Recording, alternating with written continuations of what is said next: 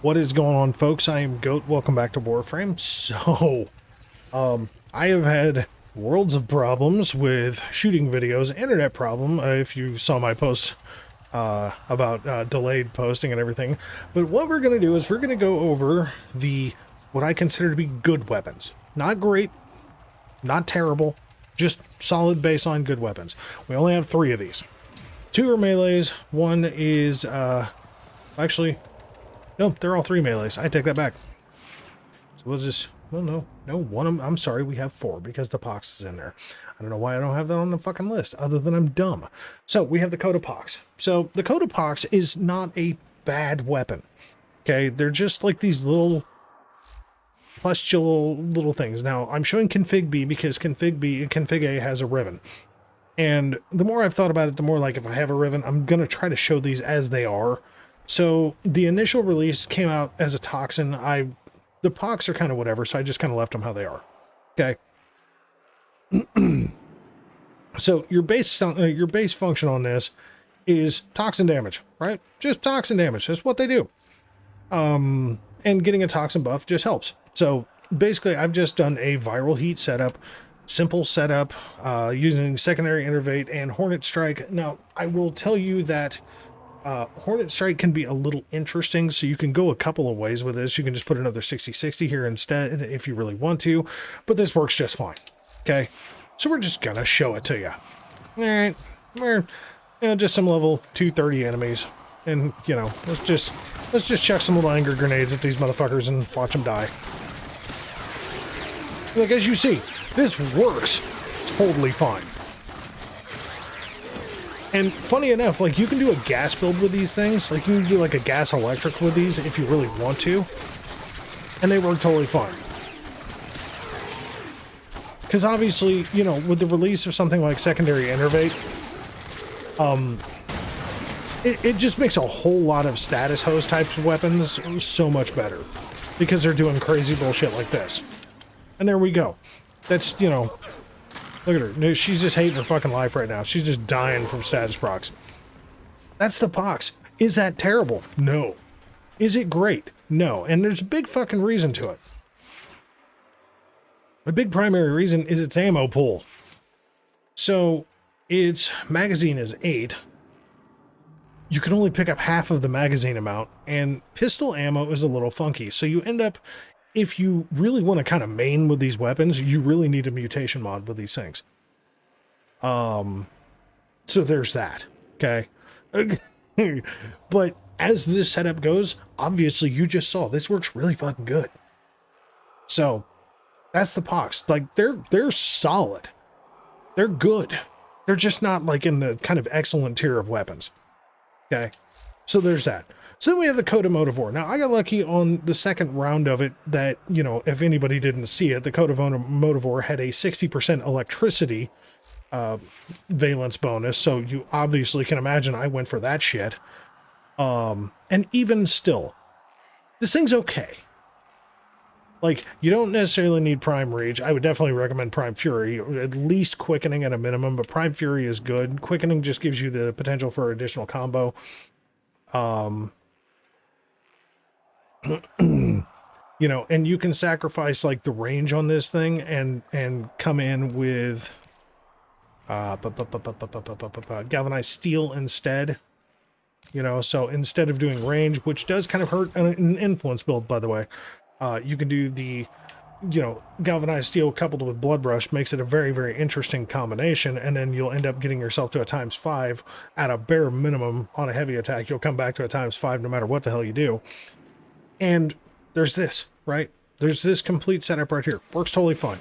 Kind of tends to, be a thing, but it does work just fine. Okay. So we're just going to come on in here and we're just going to melee some motherfuckers and piss them off and make them very, very unhappy. Now again, this is diminished range, okay, which is fine. Like, you don't have to have range. It helps. Obviously, these are level 230, high armored bitches. They got lots of health, Just straight missed your ass, huh? That's just how it's gonna be? Just straight missed your ass. She's over here playing Shakyamukhi. How did you live? Oh god, there's still one alive over here. Bitch, would you die?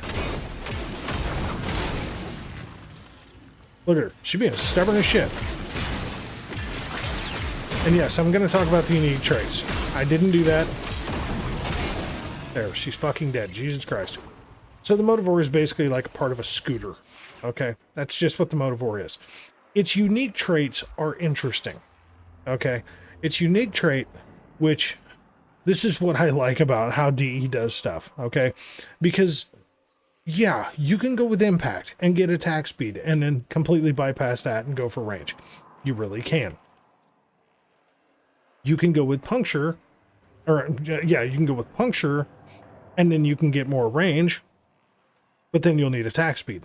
Or you can kind of find the middle ground and go for 100% status chance just by sticking with slash, and the basic function of the build is 0.1 damage more for slash. So this thing automatically goes to slash no matter what for its physical traits, which is nice. So you're automatically stuck with the status unless you want to apply something to change it. But is the unique trait on this enough to make this like some OP fucking weapon? I gotta say no. Like, it's good, especially for a hammer. It's not like, I'm not a big fan of hammers in this game at all. This one's pretty good. It's just not like wowza shebang great. And yeah, there's other ways to build this. Like, you don't need Voltaic Strike, right? Like, you can come over here, take Voltaic Strike completely to fuck off this motherfucker. My god. Find my shit. And you can do the reach over here instead and then still keep both. So hell, I'll show you that too. Why not, right? Like, the difference is not amazing. Okay? It's really not.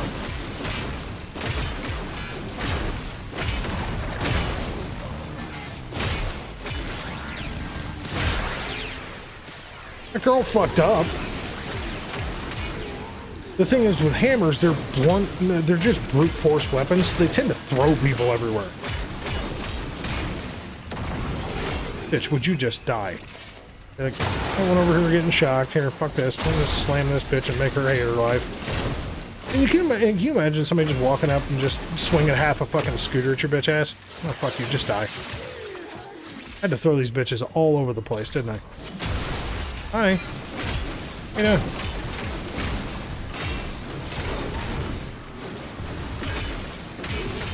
There, she's dead. See, the problem is like, by adding range into it, you also throw them farther, it seems like. I know it's probably just a seems like, it's probably just a completely nonsensical thing, but they did kind of fly all over the place. Why do you keep ending up over here?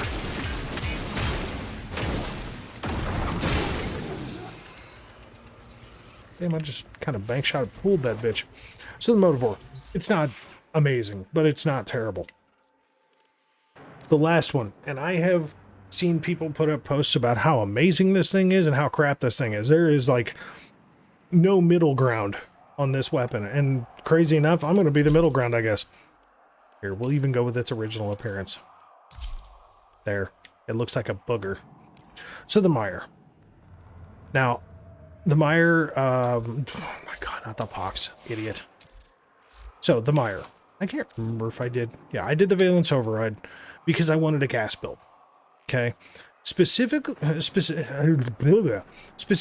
is that gas DOT damage is actually pretty good, and especially since Toxic Blight exists, going with a slam gas build is actually pretty interesting. Like, I've got a heat corrosive build up here, I've got a viral build right there, but the slam gas build has actually been the most functional. Funny enough. And it's kind of been like the usual kind of build, couple of changes here and there, but going with Seismic Wave, you know, still sticking with Blood Rush and Weeping Wounds and, you know, all three of the Galvanized, but then going with Melee Afflictions, using Seismic Wave, you know, and doing slams. This is all kind of countering into one specific function of basically murdering everything that you're fucking near. Okay? Now, again, does this fit into the realm of, oh my god, this is fucking phenomenal? Not really. Pretty fucking good. We're just gonna do this, build up some combo, right? We're just gonna build up some nice combo here.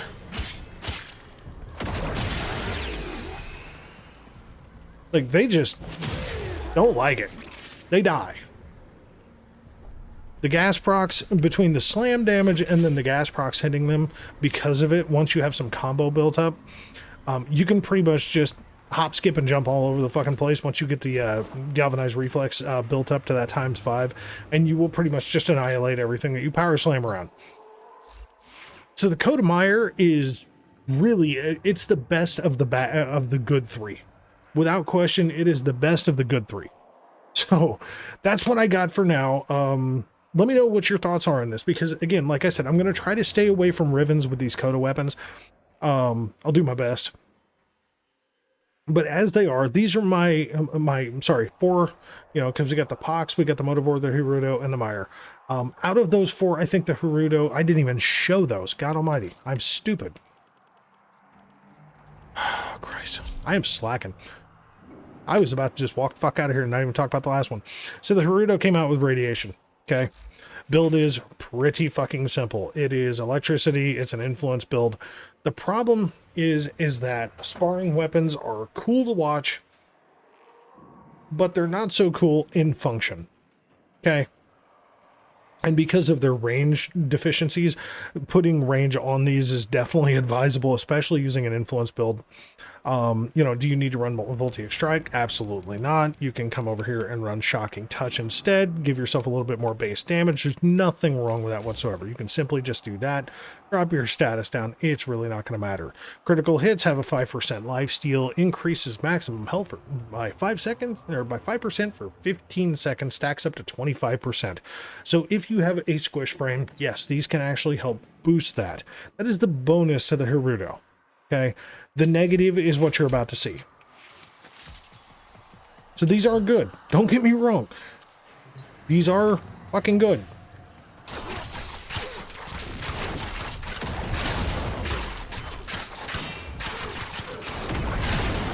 The hiccup is like, you know, you're going to start throwing enemies.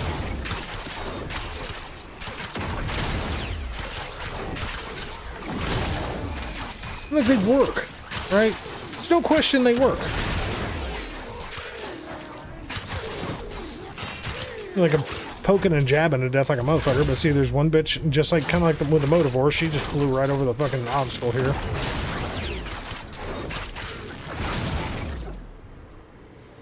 Oh my god, I threw her to the ceiling and she didn't die. Would you like that life?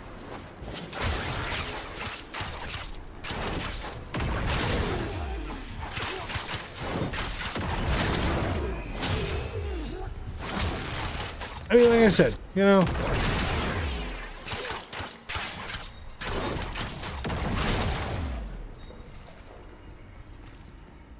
Oh my god, she lived? Oh, there's 2 of them up here. Are you fucking kidding me right now? I will mercy this bitch if I have to. There, fuck you. Die. Look at this. Can we see what the weakest of the good are? And you know what? Yeah, sure. Somebody's gonna go, oh, bro, that's your build. That's a you problem. You're not wrong. I'm honestly, I'm not even gonna argue that point.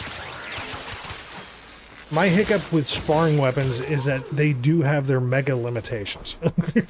They're fun, okay? Because you kind of get to Baruch out without the Baruch. But you don't get to Baruch out with the strength of Baruch. So in the grand scheme of things, like, the Hirudo is the weakest of the good, okay? The Pox is pretty damn solid. The Motivore is, in my personal opinion, the second weakest of the good. And the Meyer, so, I mean, basically, if you think about it, like, the Meyer and the Pox are kind of in that same level. The Meyer is really more of the best of the good. Because it's like, you know, a couple of slams and shit's donezo. Like, it just dies. But that's what we got for now. So, folks, thank you very much for watching. Let me know what you think of this. If you've got, you know, how these are working out for you. If you've got them, so on and so forth. And as always, we'll catch you in the next one, all right?